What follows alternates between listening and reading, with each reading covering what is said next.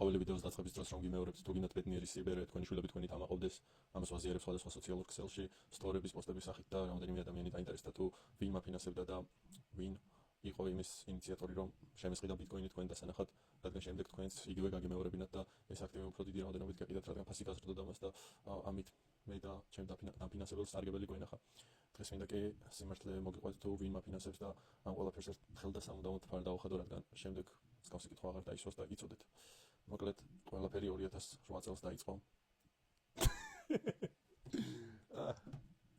ახლა იუმორის გარეშე გეტყვით სიმართლეს თუ საიდან მოდის ბიტკოინის ისტორია და რამ გამოიწვია მისი შექმნა. აბა დავიწყოთ და საქმეზე გადავიდეთ. 2008 წელია, მაგრამ სიტუაციის მომწიფება 2008 წლამდე დაიწყო. ბანკები გასცემდნენ ძალიან იაფ სესხებლებზე, რადგან მათ ეყიდათ ბინები და ეს ადამიანები იყვნენ ხშირ შემთხვევაში ისეთებიც, რომლებსაც სესხლის გადახდის უნარი არ ჰქონდათ. შემდეგ ეს ბანკები მიდიოდნენ, ყიდდნენ ამ სესხებს სხვა ფინანსურ ორგანოებზე და ასე იქნებოდა ფინანსური საპნის პუშტი, რომელიც 2008 წელს ერთ დღესაც გასკდა. რამაც გამოიწვია ის, რომ ბანკები მივიდა გაკოტრებამდე, ხოლო სახელმწიფომ დაიწყო ჩარევა, რა თქმა უნდა, ჩვენნაირი გადამხდელების გადასახადებით და დაიწყეს ბანკებისთვის ფულის დარიგება. მიცემა იმისთვის, რომ ისინი გადარჩენილიყვნენ. რა გამოიწვია? ამან გამოიწვია რეცესია, სამუშაო ადგილების დაკარგვა და ძალიან ბევრი ადამიანის კიდევ უფრო გაღარიბება. ნუ რაღაც ბანკები დაიხურა კიდეც და გაკოტრდა.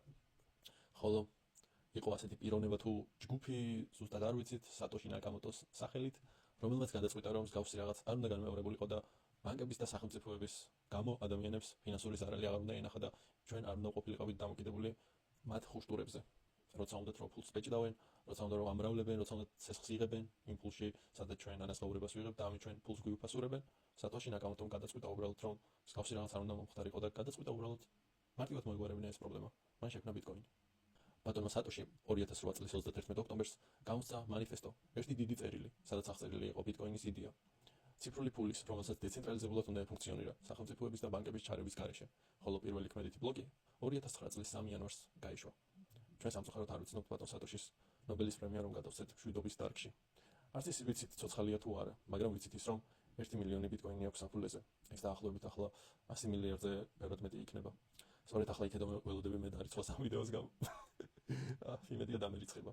კაი, თუ არ დამერიცხება არც ეგ არაა პრობლემა. იდეაში მე მაფინანსებს მომავალი იმის რომ ვიცხოვრებთ უკეთეს ქვეყანაში, ჩვენ თუ არა ჩვენი შვილები მაინც და სწორედ ესაა ჩემი თავად დაფინანსების წყარო თუ რატომ გაჩვენებთ იმას რომ ყოველდღე ვიყიდულობ ბიტკოინს, გიყვებით ისტორიებს და ამბებს მსგავს სტილში ბიტკოინზე და რავი, წესით თქვენც უნდა მივხვდეთ იმას რომ რეალურად დეცენტრალიზაცია არის გამოსავალი იმისგან თუ დღეს რაც ხდება საბანკო სისტემაში და როგორც ექცევა სახელმწიფოები გადასახადის გადამხდელებს, მათ ფულს და ასე შემდეგ. აბა